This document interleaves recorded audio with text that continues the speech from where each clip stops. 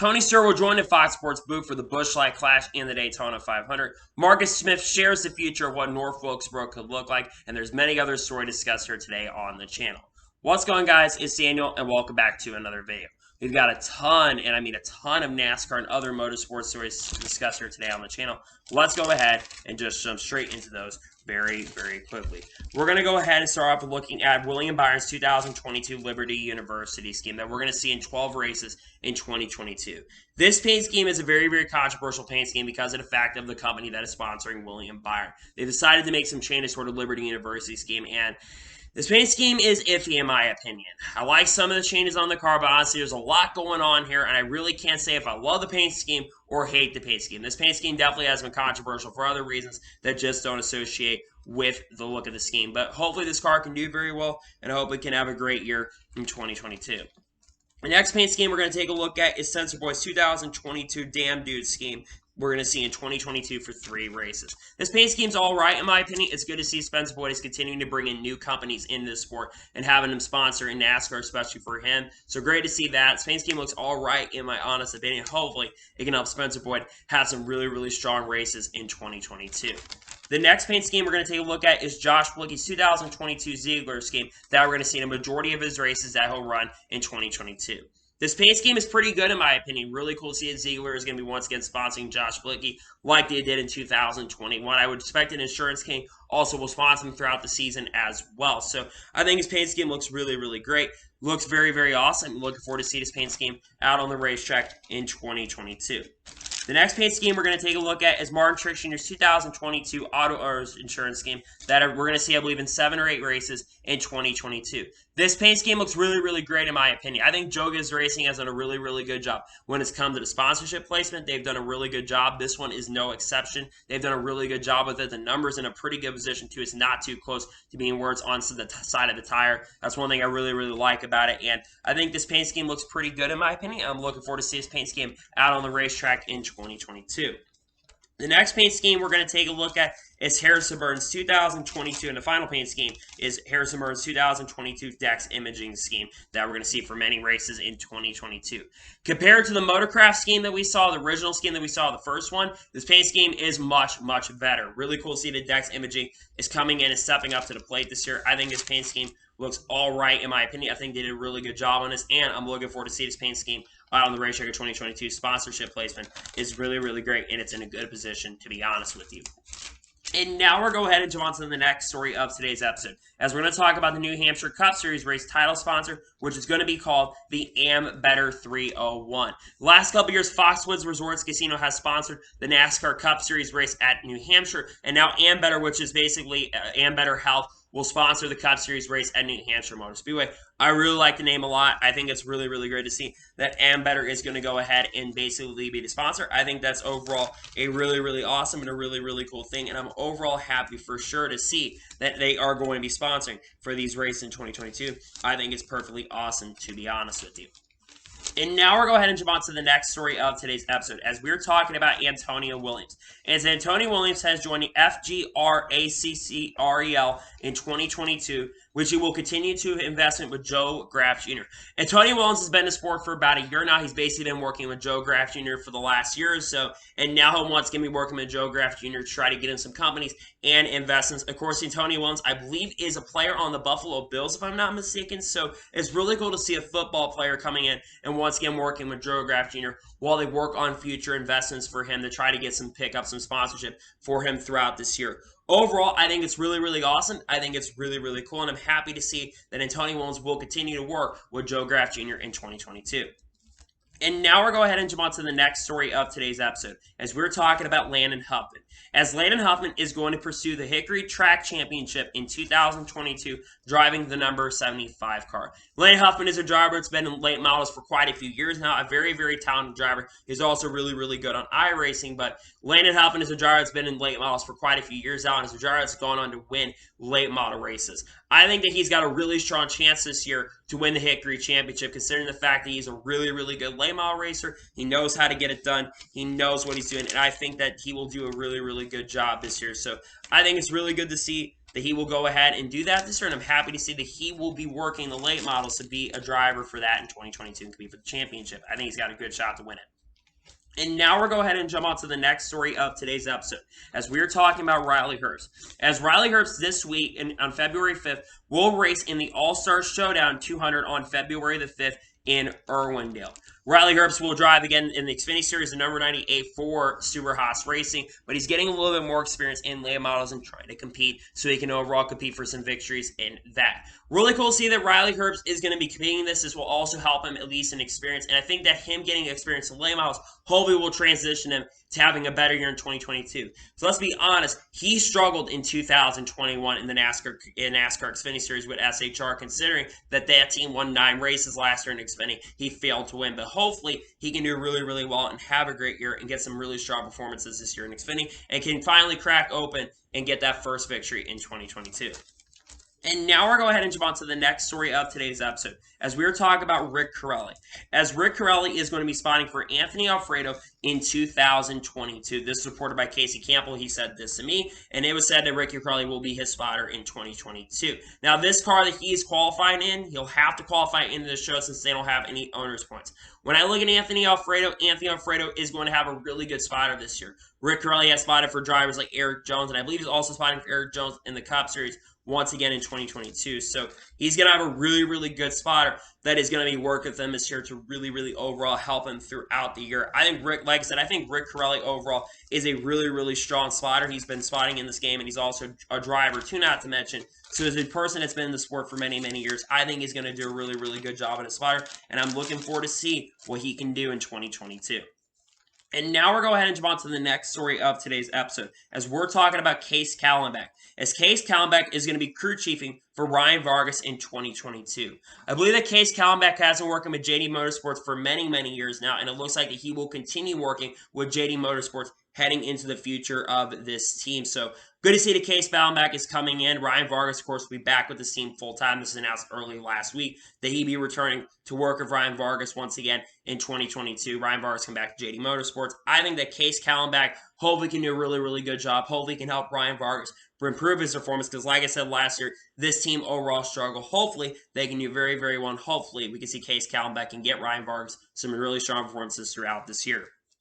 And now we're going ahead and jump on to the next story of today's episode, as we're talking about Roger Carter.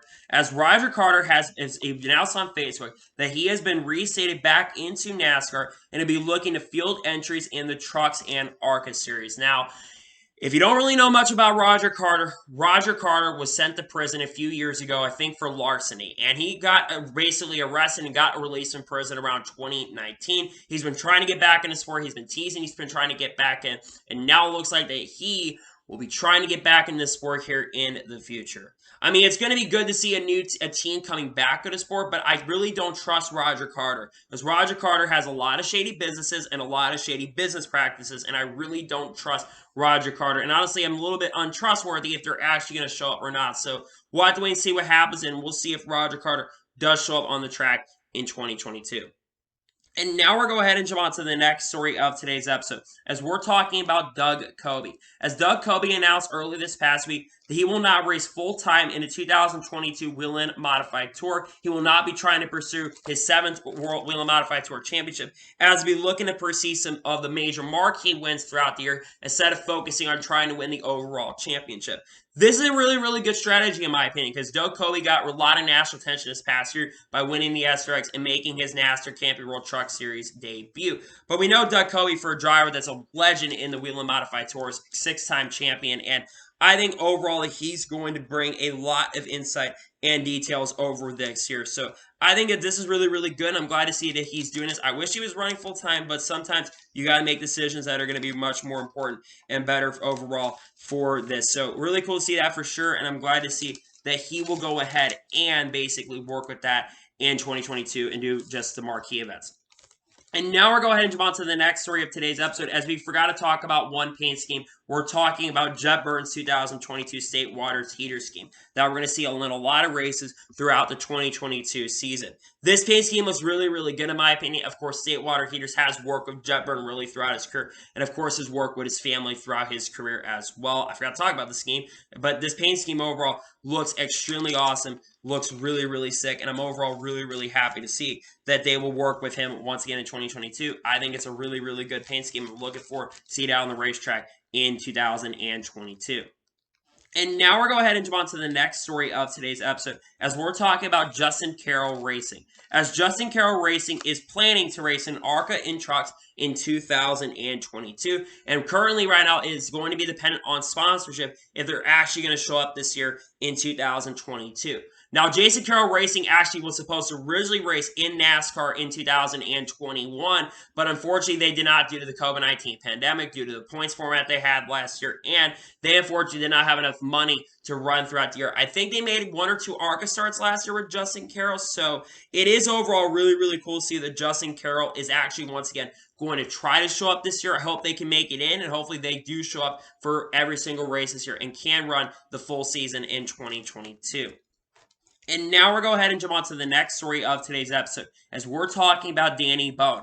As Danny Bohn is going to be announcing his plans tomorrow on Tuesday, January 25th. He'll be announcing his plans for 2022. Unclear what those plans are going to be for Danny Bohn, but I have a suspicion thinking that he will either be racing in the Wheel and Modify Tour this upcoming season, or he'll be racing maybe in the Truck Series with another organization. We don't know what exactly his plans. Maybe he's going to go to that Spire Motorsports truck, but honestly, I think there's another driver that is going to go there this year. And it really, at least cool to see that Danny Bohn at least has something lined up for 2022, because Danny Bohn, of course, is a driver that's really, really good with the On Points Motorsports organization. So hopefully Danny Bohn can find something to ride next year, because hopefully he can do really, really good and get some good runs this year. And hopefully he can find something for 2022. Hopefully he will tell us that it's something really, really good. And now we're going to go ahead and jump on to the next story of today's episode, as we're talking about Josh Bilicki. As Josh Bilicki has more 2022 plans to be announced in the upcoming weeks. There's been teasing and rumors and rumblings that Josh Bilicki has had more announcements expected over the next couple weeks. It's unclear what will be going on. There are a few theories that potentially what's going to be going on with him. Of course, maybe Alpha Prime Racing. Alpha Prime Racing is going to be announcing plans throughout the week, every day at 12:30 Eastern, which will be 11:30 Central Time. There will be announcements coming out from the Alpha Prime Racing Group. There is another theory I have around what Josh Bilicki's plans could be. I think it's very possible that he could be a driver at Spire Motorsports. Now, I've heard that Spire Motorsports Truck Series program is going to be part-time. I got told this, that they are going to be a part-time team in 2022 with the number 7 truck. And with Josh Bilicki not running the full season in the NASCAR Cup Series this year, I think it really is going to open up the doors of him potentially running in this car this year. So overall, we're going to have to wait and see what happens in regards to what Josh Bilicki does for the rest of the year, but he will have more coming for him in 2022. And now we're going to go ahead and jump on to the next story of today's episode, as we're going to talk about the NASCAR Hall of Fame induction ceremony. This past week, the NASCAR Hall of Fame induction ceremony took place, and Dale Earnhardt Jr., Mike Stefanik, and Red Farmer were inducted into the NASCAR Hall of Fame. For those of you who also don't know, Julie Stefanik also was able to finally be able to speak at this year's NASCAR Hall of Fame banquet and Hall of Fame ceremony, which there was talk that she wasn't even going to be able to do that with the route reach that Dale Jr. had and stuff. It made a lot of sense for her to finally be able to get to speak in the NASCAR Hall of Fame. The 3 people that made this year's NASCAR Hall of Fame really absolutely deserved it, in my honest opinion. 3 people. One, of course, Red Farmer being the pioneer. Red Farmer, of course, of the original Alabama game. He made a lot of sense for him to get involved into the NASCAR Hall of Fame. And then, of course, Dale Earnhardt Jr. and Mike Stefanik. Mike Stefanik being a legend of the Wheel and Modified Tour. And Dale Earnhardt Jr., while he wasn't as good as his dad was, Dale Jr. has had such a cultural relevance, and he's been someone that's been carrying the shoes of the sport here for the last 20 to 25 years. So overall, huge congratulations to those 3 of making the NASCAR Hall of Fame. I think that the impact that they've had is really, really awesome. I'm really glad to see that in general that they will make the NASCAR Hall of Fame in 2022. And now we're going to go ahead and jump on to the next story of today's episode, as we're going to talk about Dale Earnhardt Jr. and Budweiser. As Dale Earnhardt Jr. and Budweiser, as he is got inducted this past week into the NASCAR Hall of Fame, Dale Jr. says he didn't realize the mainstream impact yet until he noticed it in the rearview mirror. He wishes he still had to deal with Budweiser. We all get a lot of things done from 2000 to 2004. We really grew the sport. After this tweet by Adam Stern got released, Budweiser responded that they want to have beers and discuss. holy crap, Budweiser might actually be coming back to do something with Dale Earnhardt Jr. Now, of course, it probably won't be like a sponsorship deal for a car because we know that Hellman's is going to want to sponsor Dale Earnhardt Jr. in his one-off race in the NASCAR Xfinity Series, but maybe in the future, if Jr. wants to make somewhat of a return to the Cup Series, maybe they sponsor him on a one-off Cup return. Maybe, but what I think this is potentially maybe like some commercials with Dale Earnhardt Jr. maybe to overall promote the sport. That's one thing I'm overall thinking this could end up being. So overall, I think this is really, really awesome and really, really great, and I'm glad to see the Budweiser still trying to have some contact with Dale Earnhardt Jr. Overall, really, really awesome, great, and I'm glad to see the Budweiser is still maybe looking to work with Dale Earnhardt Jr. And now we're going to go ahead and jump on to the next story of today's episode, as we're going to talk about F1 military flyovers. Now, this was reported by Adam Stern, I believe, on Thursday evening or Friday evening, that F1 has reportedly now told the 23 race promoters ahead of the 2022 season that to support F1's sustainability objectives, military flyovers will no longer be permitted. Now, I do think that there's a potentially, like in Miami this year, and of course, Coda, that flyovers are still going to be a thing. But, man, I will say that F1 can make decisions as a company's right. They're allowed to make decisions if they don't want to go ahead and have military flyovers. But, man, when you think about military flyovers in Formula 1, military flyovers have been a tradition in Formula 1 for many, many years. And one thing I really love is seeing military flyovers, regardless of the political stance and all that stuff. I think military flyovers are really, really cool. So I do think it's really unfortunate they're going to go ahead and not do it. But again, it is the company's decision. If they don't want to do military flyovers, they have a choice that they don't have to do it. But man, I wish that they didn't have to make the decision. But overall, it is what it is. And I would expect that we'll probably see him in a couple races this year. But it is what it is. It's the company's decision. The company's right if they don't want to do it. It's just unfortunate the military flyovers don't look like they're going to be back here in the future. And now we're going to go ahead and jump on to the next story of today's episode, as we are talking about Joe Nemechek. Now, Joe Nemechek was on SiriusXM NASCAR Radio, and he actually spoke with TobyChristie.com very recently, and he says that he's trying to get something together so that he can race this Daytona Speedway. He has apparently been working on some deals for 2022, but some of these deals have fallen through. However, very recently in this TobyChristie.com article, he has had talks with a mysterious new Xfinity Series team that's not been announced, and, of course, Mike Harmon Racing. Now, we know that Mike Harmon Racing currently at the moment, they don't have any drivers heading into 2022 right now, and currently at the moment, they're still trying to pay $50,000 fine to NASCAR. They've got to pay $50K to NASCAR. And then, of course, you have that mysterious team, which I can tell you, I have a team that I think that it could be. I think it possibly could be a team called Quin Houff Motorsports. There's been some rumors and rumblings that Quin Houff is potentially forming a NASCAR Xfinity Series team called Quin Houff Motorsports. I got wind of this a few months ago, and I'm very surprised that not many people have overall talked about this. But I think that overall, I think that he potentially could go there. But Joe Nemechek is trying to make his 33rd straight Speedweeks. He has ran his attempt at Daytona Speedweeks, I believe, since 1989 or 1990, and the NASCAR Xfinity Series started there around that time. He's ran 32 straight Speedweeks. Of course, he might also run his Truck Series program this year as well. I would not be surprised if he drives the A car for his own program this year as well. So overall, I want to see Joe Nemechek get it done and get back to the racetrack and race this year. I hope it happens for him, and it'd be really, really good to see if he could actually come back and return in 2022 and work on that front. So hopefully he will be able to show up and come back and work at that in 2022 and race here in Speed Week. And now we're going to go ahead and jump on to the next story of today's episode, as we're talking about Rafael Stark. As Rafael Stark, it was announced on Thursday evening that Rafael Stark will drive for SQR Development Racing in 2022, driving the number 87 car. The number race at SQR Development is racing was not announced at the time, but it looks like that his debut race will come in Richmond, which will be the race that SQR Development is going to race. Now, for those who don't know, SQR Development is a team formed by a former race car driver named J.C. Stout, who was a start and park driver throughout his entire career. And of course, this team is going to have Joe Gibbs Racing engines this year as well. They've bought some Joe Gibbs Racing chassis, and they will have those heading into 2022 as well.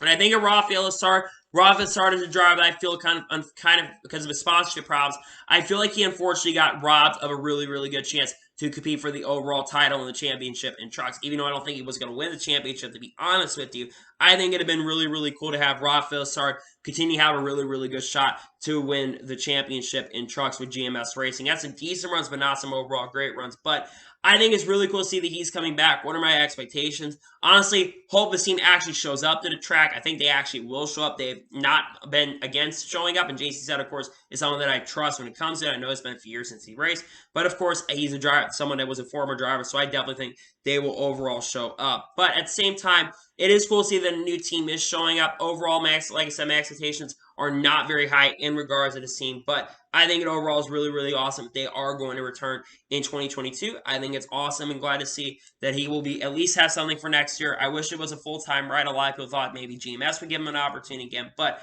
I think it's great to see that Rafael Stark will once again be showing up in 2022 if SQR development. And now we're going to go ahead and jump on to the next story of today's episode, as we're talking about Ryan Ellis. As was announced on Thursday, that Ryan Ellis will drive the 45 for Alpha Prime Racing this year at Talladega. Now, Ryan Ellis, of course, will be driving a 44 for multiple races this year. I don't remember how many races exactly that they'll have him in the car, but he will drive the 45 at least at Talladega. Of course, the sponsor has also been announced as well. It's really cool to see that Ryan Ellis is getting more opportunities. I think he's a pretty decent overall super speedway racer, and again, I think it's fun that he is coming to Alpha Prime Racing. This organization seems very, very fun, and they've got a really, really cool lineup. And like I've mentioned, Alpha Prime Racing throughout this week is going to be having a lot of major announcements throughout this entire week. And having Ryan Ellis come on and run at least the Talladega and have it secured and running that, I think overall is really, really sick and really, really awesome at the same time. So overall, I'm very happy to see that he at least has a ride for this year. At least he's going to ride the 45 this year, at least for one race. And hopefully he can do very, very well in that specific race in 2022. As I'm currently editing today's video, it was just announced, and according to Bob Pockers, that Carroll will drive part-time for Alpha Prime Racing in 2022. Number was not announced at the time, but he will make his first start Auto Club in the number 45 car for this team. There will be a ton of announcements coming from Alpha Prime Racing this week. Every day from 11, basically from at 11:30 Central Time, so 12:30 Eastern, they will be announcing. Bob Pockers basically got the scoop early that he will drive his car part-time. Honestly, very happy that Cavs will at least have some starts in the NASCAR Xfinity Series here. There have been some rumblings and rumors that Cavs could race in the Cup Series with the Money Team racing. We're still expecting that the Money Team will be announcing their plans for 2022 here very, very shortly. At some point this week, they're going to announce their plans. But also, Carroll racing part-time with Alpha Prime Racing is sick. I think that he's going to have a really strong chance to be very, very competitive. I think Alpha Prime Racing heading into 2022, especially with their driver lineup this year, I think is going to be really, really awesome. So I'm very excited to see what Carroll is going to do in 2022 with the Alpha Prime Racing Group. They've got announcements coming throughout this week around 11:30 Central Time every single day throughout the week.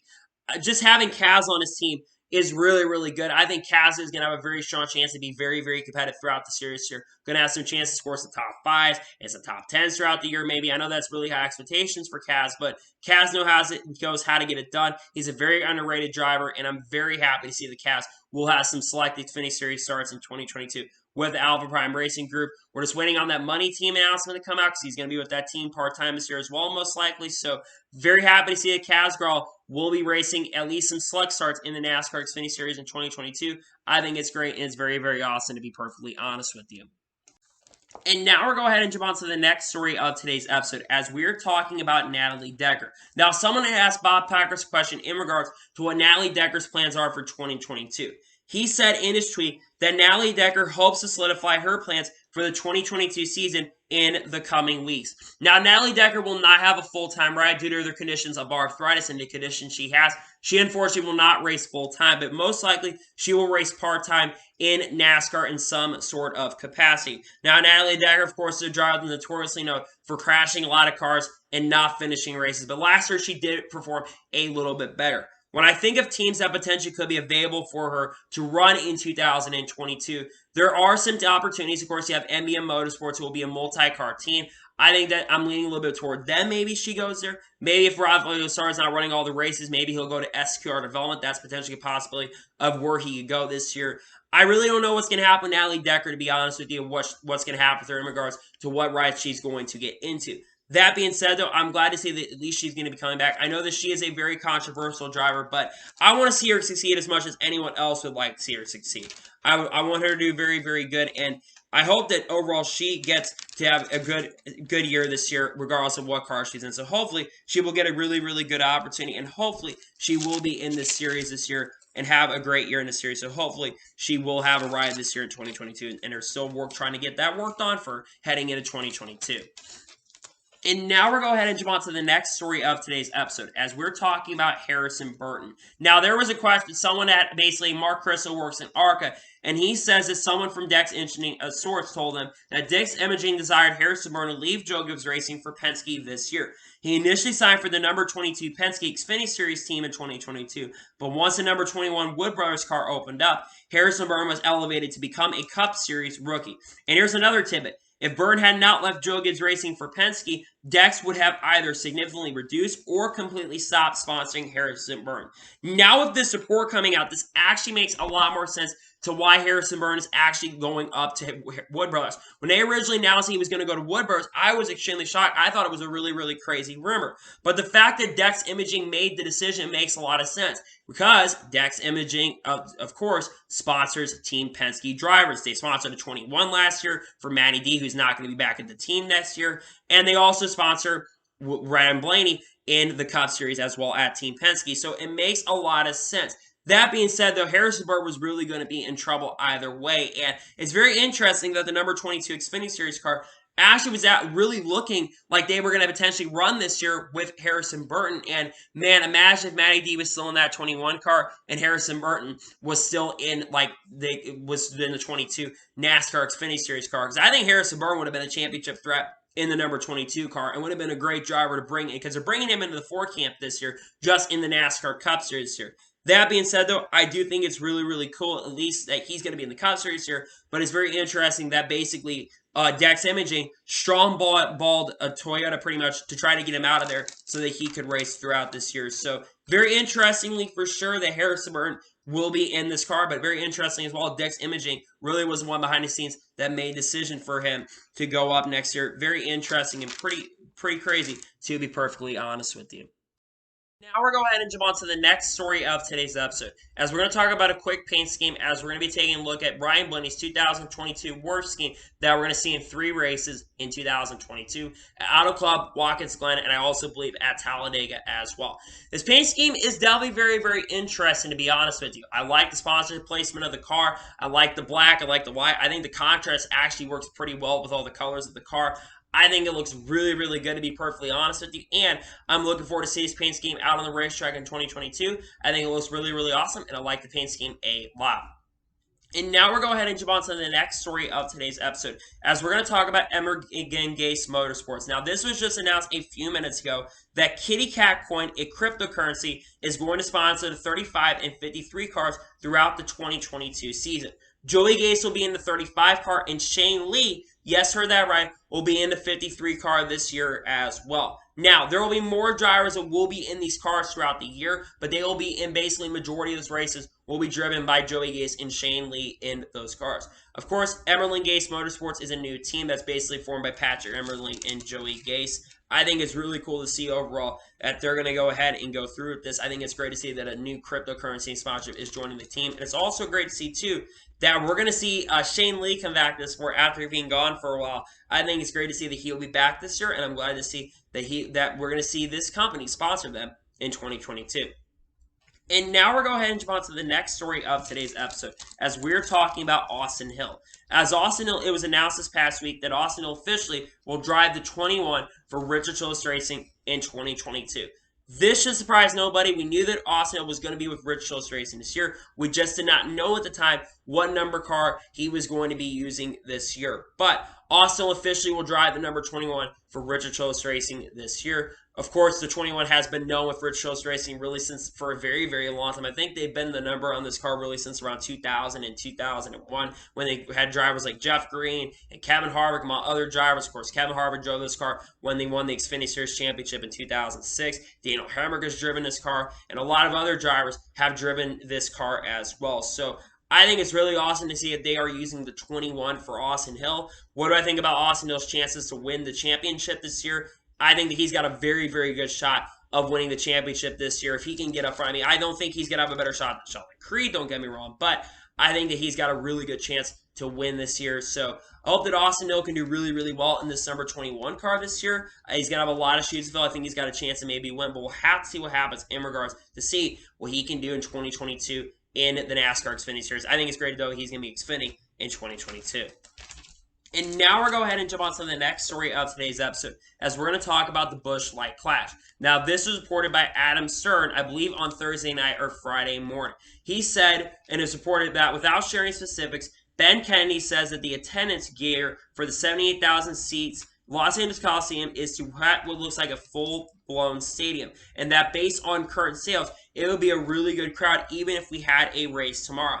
I don't really know the numbers in regards to how many people have bought tickets for the event, but I believe that the event is nearly sold out this year. I don't know if there's any COVID restrictions in regards, but I think it's cool to see, though, that the LA Coliseum, because there's so much talking going right now around the Los Angeles Coliseum. So many people that haven't even been NASCAR fans for years who left the sport many years ago, they are going to probably check out this event. And I know that there's also been a lot of backlash toward this event. And regardless of, though, of your opinion, the fact they've put so much work into this event, I think is something that is overall really, really awesome and deserves a round of applause for all the people that have put a lot of work into it. We're less than 2 weeks from the Los Angeles Clash, and overall, I think it is very, very awesome that the Busch Light Clash is potentially going to have a full-scale stadium this year and full-scale fans. I didn't expect that we get basically a full-out capacity, but so many people that are going this year, they're going for the first time. So I think that is something that is overall extremely awesome, and I'm overall very, very happy to see that they're potentially going to have a really, really good crowd this year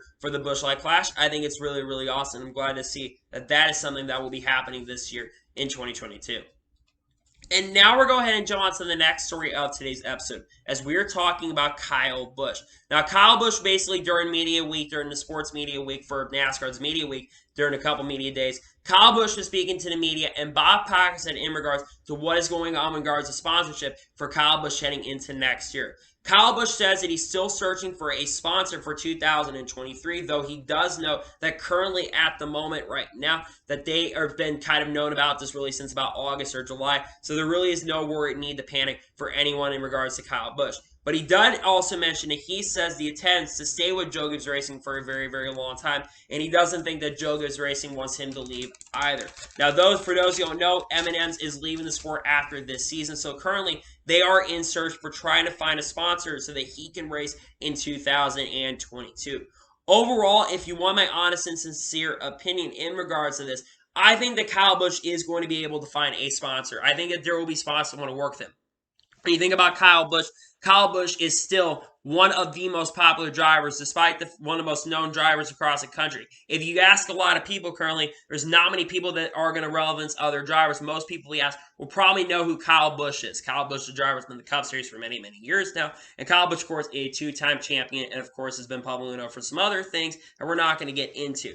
That being said, though, Kyle Busch, in my honest opinion, I think he'll be able to find a sponsorship that will replace M&M's. I don't think Interstate Batteries will sponsor him throughout the whole entire season next year. I think a company like Caterpillar or another company will come on and try to work with them next year. But, man, if Kyle Busch doesn't find a sponsorship, he'll still be with this team. I thought his contract would for sure go through 2023. But I think Kyle Busch will be able to find a sponsor. I'm not too concerned about Kyle Busch's future in the Cup Series, especially in 2023. I think Kyle Busch is still a guy that's potentially still going to be at the top of his game, even next year when he's around 37, 30 years old. But how much longer is Kyle Busch going to race in the Cup Series? That's one thing that no one's really talking about, is how much longer is Kyle Busch going to race in the Cup Series? That's one thing that long-term that will probably be determined many years down the road. But hopefully, and I'll say this, I do think that Kyle Busch will be able to find a sponsorship for next year. I think that someone will be willing to work with Kyle Busch. So hopefully they do find him a sponsor, but I think that they will be able to find him a sponsor. I think they'll be able to find him one. And now we're going to go ahead and jump on to the next story of today's episode, as we're going to talk about Daniel Hemric. As Daniel Hemric will drive the 16 for Kaulig Racing in this year's Daytona 500. Now, we'll get into Kaulig Racing's Cup schedule for 2022 in just a little bit in the next story of the video, but Daniel Hemric will drive the 16 this year for a lot of races here, including the Daytona 500. This does not surprise me or shock me. I've been expecting that Daniel Hemric will drive the 16 for the Daytona 500 just because of the fact that they've been testing him at Daytona about a week or two ago. They tested him at the Daytona test, so it made a lot of sense for Daniel Hemric to be the one that was getting into the car for this year in a lot of races this year, especially in the Daytona 500. Overall, I think Daniel Hemric is a pretty underrated super speed racer. I've looked up his stats in super speedways in the NASCAR Xfinity Series, and he's done very, very well. And honestly, he's looked pretty good, especially in the test sessions. Now, of course, I think Justin Haley's going to be better this year on the super speedway side of things. But I think that Daniel Hemric will be a driver that will be very underrated this year as well in that number 16 car. I think that 16 car is going to have a lot of pace. It wouldn't shock me in many, many weeks this year, especially with their drive on him. It would not shock me overall if Daniel Hemric has that Kaulig Racing in general, they overall have a very, very strong and a very, very great year. So I'm glad to see that Dan Hemric's going to drive the Daytona 500. AJ is not overall a big fan of super speedway racing, and Noah Gregson's already in the 62, so this has been expected that he be in the 16 car for the Daytona 500. So overall, I'm very happy to see that Daniel Hemric will be in the 16 car for Kaulig Racing in this year's Daytona 500. It's really awesome. Glad to see that he's got the car for this year's Daytona 500. And now we're going to go ahead and jump on to the next story of today's episode, as we're now going to talk about Kaulig Racing's Cup Series schedule. This was officially revealed early this morning, their Cup Series schedule. Here are the races the drivers are going to run. Despite what we originally thought, AJ Allmendinger is actually going to run bulk of the races this year. His schedule will start off with the Clash, which already was revealed and already announced. Then he will drive at Phoenix later this year in the spring. Then he'll race at Circuit of the Americas. Then he'll race at the first Richmond race. Then he'll race at Martinsville. Then he'll race at Dover. Then he'll run the Texas All-Star race. Then, because, of course, he already won last year, so no surprise he'll get into that car. Then he'll race at Worldwide Technology Races, so I'll get to see him this year. Then he'll race at Sonoma. Then he'll race at Nashville. Then Road America. Then New Hampshire. Then the Indianapolis Road Course, Watkins Glen, Bristol, the Charlotte, and then final race for him will be at the Charlotte Roval. For Noah Gragson, the races he'll run 14 races this year. He'll start off by racing at Atlanta. Then he'll race at Bristol Dirt. Then he'll race at Kansas. Then he'll race at the Coke 600. Then Atlanta. Then he'll race at Pocono. Then Michigan. Then the second Richmond race. Then he'll race at Kansas, the fall race again. Then he'll race him at Texas. Then he'll race him at Vegas. Then Homestead. And then Martinsville. And then the final race for him will be at Phoenix. And then for Daniel Hemric, he'll only run 9 races this year. Daniel Hemric will do the duels, then the Daytona 500, then he'll do Auto Club, then Vegas, and then he'll do Talladega, which will be a little weird from that. And then he will not come back until the Southern 500. We'll come back till Darlington, the first one, the throwback race. Then he won't be coming back till Daytona in August, and then he'll race Darlington for the Southern 500, and then his final race will be at Talladega. So look at his schedule. There's some traces here. No surprise here, AJ Allmendinger is going to run all the road courses. I expected that considering AJ is a road course ace. It does not surprise me that he's going to be in that car. Also noticeably, Daniel Hemric is going to run all the super speed races. This shocks me, which tells me that Noah Gragson potentially might be getting into the Beer Motorsports car for all 4 races that they run, which would not surprise me overall there. But also look at another trace is that you have some trace here. Of course, Noah Gragson is going to run the end of the playoffs. I'm thinking that there is a very strong possibility and a very strong chance that Noah Gragson, instead of Daniel Hemric, might go full-time in 2023 with Kaulig Racing. Because I'm not sure if Junior Motorsports is going to jump up to the Cup Series in 2023. I think the fact that they're running Noah for a lot of races this year tells me they're trying to get him a little bit more Cup experience heading this year, especially since I feel like that he is going to eventually end up going full-time with this team in 2023 in one of their cars. I think that they're going to be a 3-car team in 2023. Another trace, of course, Daniel Hemric. Of course, Daniel Hemric's going to run both Darlington races. And Daniel Hemric, of course, again, he doesn't have as much funding, so probably why he's not getting in the car as much. That being said, though, I really like this Cup schedule a lot. I think that they have a really, really good Cup lineup this year, and I do really think that their races that they're giving them, I think, are very, very excellent and very, very awesome. So overall, I think that this is a really, really good Cup schedule for Kaulig Racing heading next year. I think that this is very, very awesome. I cannot wait to see what they're going to have going in next year. I think this is really, really great, to be perfectly honest with you. And now we're going to go ahead and jump on to the next story of today's episode, as we're talking about the Los Angeles Clash. Now, Ben Kennedy said that he's leaning towards keeping the LA Coliseum somewhere on NASCAR's schedule over the next couple years following 2022, but a final decision by the full leadership team will not be made until after next month's inaugural event. This definitely is very, very surprising to me. They're looking at not having this as maybe the Busch Clash, but maybe putting this as a big, big event in that area throughout the season. Maybe this becomes a replacement for Auto Club. Maybe they have 2 races in the Los Angeles area, because there's been talk that Auto Club could be, at some point become the season finale race on the NASCAR Cup Series schedule.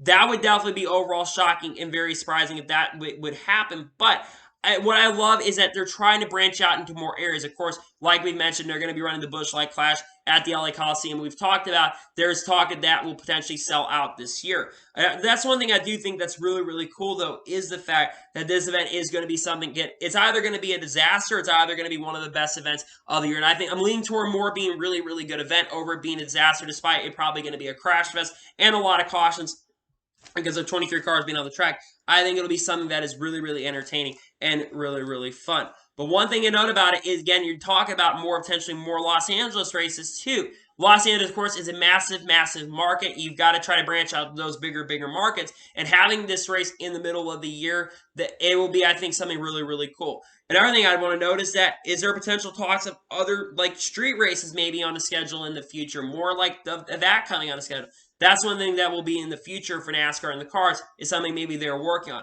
That being said, though, I think the fact that the LA Clash essentially may not just be LA Clash, but a regular season race instead of the LA Clash. Maybe they're going to move it back to Daytona at some point.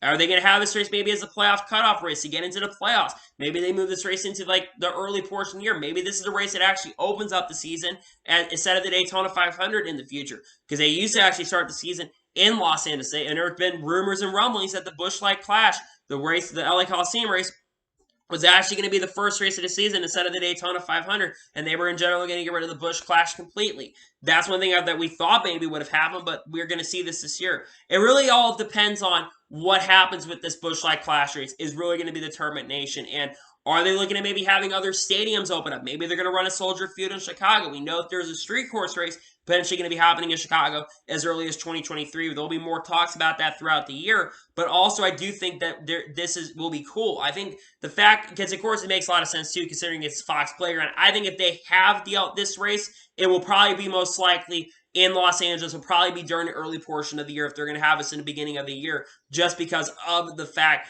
that they really, because of Fox's headquarters being in that area, it would make a lot of sense for that to happen. So overall, I think that this is a really great story, and overall, I'm glad to say that the LA Clash is being talked about, having more races this year, especially in the future. So I think it's really, really awesome. I think it's really, really cool, and I'm overall glad to see that they're talking more about this going into the future, having the Busch LA Coliseum, because I think it would be, again, they would have to basically do it after the football season, and it really would have a little bit less time. If they have it later in the year, I think it could be potentially a big sellout for fans as well, and especially since they're having it during Super Bowl week, I think it'd be something that would be great for the fans overall, to be perfectly honest with you.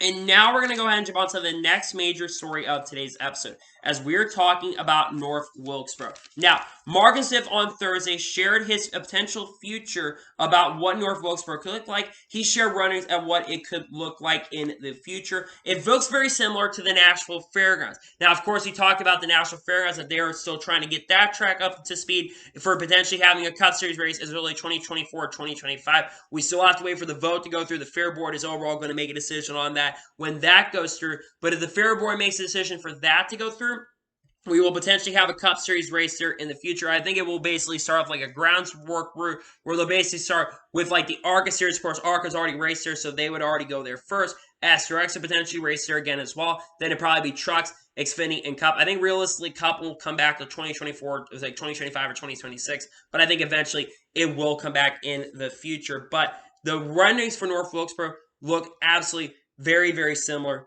to what the renderings for North Wilkesboro look very similar to what it looks like. But it looks like basically like a college town a little bit. And of course, we've been talking about North Wilkesboro. They've been trying to get that track cleaned up and trying to bring it back. And I know there's been a lot of backlash, but another big thing to know is that they got a massive, massive ton of money going into North Wilkesboro. About a couple weeks ago, North Carolina governor basically gave a lot of racetracks, especially North Wilkesboro, a ton of money. North Wilkesboro got $18 million over the past year. I think Rockingham, another North Carolina track that's not too far from this track, got $9 to $10 million. And of course, Charlotte Motor Speedway, I think, got $20 to $21 million. Now, the big question is, will a race potentially happen at North Wilkesboro? And Marcus Smith actually did say during that presentation that there is a very, very big possibility that a Camping World Truck Series race in the future could come back. This is not shocking me considering Marcus Lemonis has really been involved with the process as well. He said that he would pledge $1 million over to North Wilkesboro for the track to return. So you have the talk of that potentially happening because, again, Marcus Lemonis basically is sponsors Camping World Truck Series right now with Camping World. They would probably be the series for sure that would come back first. But I do think that they have future envisions of bringing other series back here. Of course, the ARCA series. I think ARCA would come along with the Truck Series, considering ARCA's right below the Truck Series.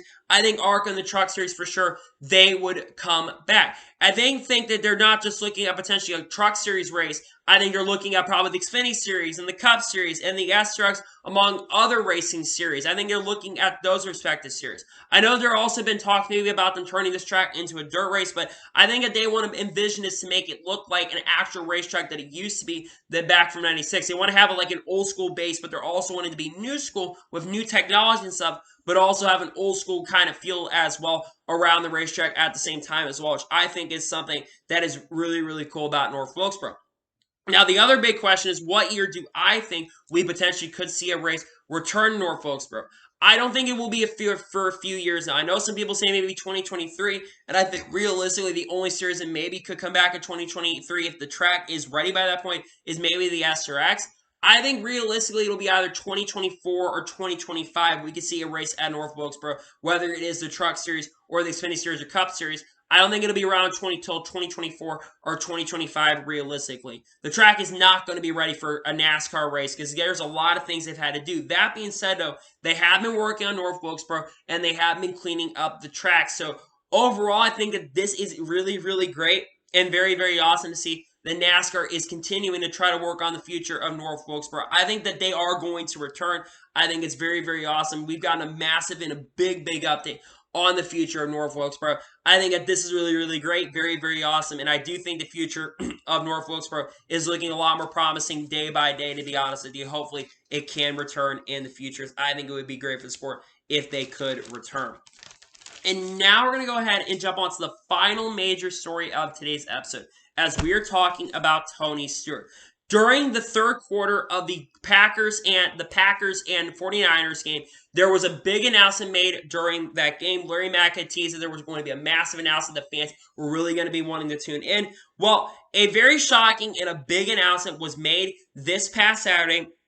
Tony Stewart, yes, heard that right, will be joining the Fox Sports booth in 2022. He will be commenting, will join Clint Boyer and Mike Joy up in the booth in the Clash and the Daytona 500. They will be joining both of those drivers. When you think about Tony Stewart and how big he is and how big of a personality he is, Tony Stewart is still one of the most relevant individuals in the motorsports game, even to this day. He's opening up a drag team this year, and there's talk that Dodge coming back, and he potentially could be the leader of bringing Dodge back to NASCAR in the next couple years. Of course, he owns dirt racing teams, and of course, he owns the NASCAR Camping World Truck Series at the moment, and NASCAR Hall of Famer. And he has done commentary for it. As a matter of fact, he actually did commentary for the opening race in the NASCAR Xfinity Series earlier this year at Daytona in 2021 with Clint Boyer and Adam Alexander. He did a pretty good job working with Clint Boyer as well. When you also think about people who could do a really, really good job in the booth, very few drivers can come up to the booth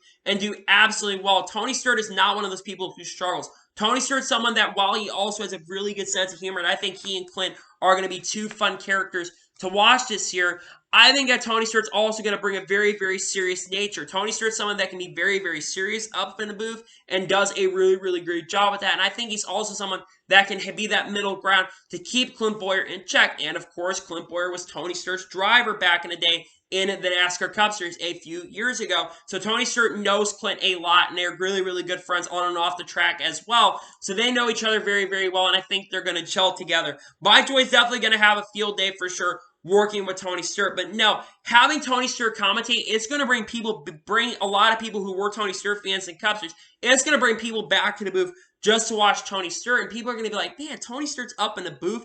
That's something that overall is very, very exciting, and I think he's going to bring a lot of notion and a lot of excitement over to the booth this year. I'm super pumped up and super excited to see what Tony Stewart's going to be able to do with Fox Sports this year. And just what's been happening to Tony Stewart, not only did he get married this offseason, not only is he opening up an AHRA team, but now he's going to join the Fox Sports booth in NASCAR. I know he's had issues in NASCAR in the past, but I think he's super excited to come up to the booth. He's done commentary for like TNT back in the day, and he knows what he's doing, and he's got a really good personality, and I think that he could be someone that can do a really good job. I wish he was full-time, but I know it is what it is. Now, speaking of that, this year, a lot of people were wondering what was going to happen to the third man in the booth. Well, similar to what Sky Sports does for the F1 programs and other series doing like what they do with their Xfinity Series program, there's going to be a rotation for the third person in the Fox Sports booth. Now, I know there are potentially some candidates who could get into the booth this year. One person I think that will end up in the Fox Sports booth at some point is Jamie McMurray.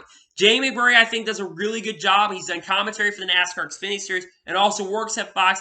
I think Jamie McMurray could be that really, really strong middle ground for Clint Bowyer as well. And he does a really, really good job working with Fox Sports as well. I think that he will be someone who potentially gets into the booth this year. Another person I think that will get into the booth, kind of sadly, is Michael Waltrip. Now, Michael Waltrip, I don't hate him. I don't think he's an absolutely terrible commentator. He's had some really strong commentaries, but I do think over the last few years, he has kind of fallen off as a commentator, but of course, Clint Bowyer also drove for him as well. So Michael probably could be that little bit of that middle ground, but also Michael Waltrip does have a little bit of silly. I think that would be a bad combination, but I think that Michael Waltrip will get into the booth as well. Another person I think that will end up in the booth this year is Larry McReynolds. Larry McReynolds has said that he really wants to get into the booth, and I think that Fox is going to put Larry McReynolds back into the booth, at least for a few races. Larry McReynolds is someone that really could keep Darrell Waltrip in check. When he was in the booth, Darrell Waltrip was that kind of comedic guy. I think that we could potentially see Larry Mack back into the booth as well. Overall, I think that I like what Fox is doing. I know that this is kind of controversial that they're making this move. I know some people would like to have a third person in the booth throughout the year, but I think especially with Fox, you kind of want to keep it refreshing. And I think having Tony Stewart, though, in the booth this year, I think is really, really awesome and very, very great. So overall, I'm very excited to see that they are getting Tony Stewart to be back in the booth this year. I'm really excited about that. I'm glad to see that they're getting him back in the booth in 2022. So anyway, that is for today's long NASCAR news video, motorsports video. I want to thank you guys for watching. Please subscribe to the channel and notification to be notified when a video does go live on my channel. Follow me on Twitter, Facebook, and Instagram, and support me on Patreon as well. List description below for that, and comment your thoughts on today's video. What are your thoughts about Tony Stewart joining the Fox Sports booth? Do you think he'll do a good job commentating? Let me know in the comments below. And what are your thoughts about North Wilkesboro potentially coming back and NASCAR looking to embrace more in Los Angeles? Let me know in the comments below. I've got a lot more videos on the way. I've got some big special videos on the way that you guys will see on the channel very, very soon.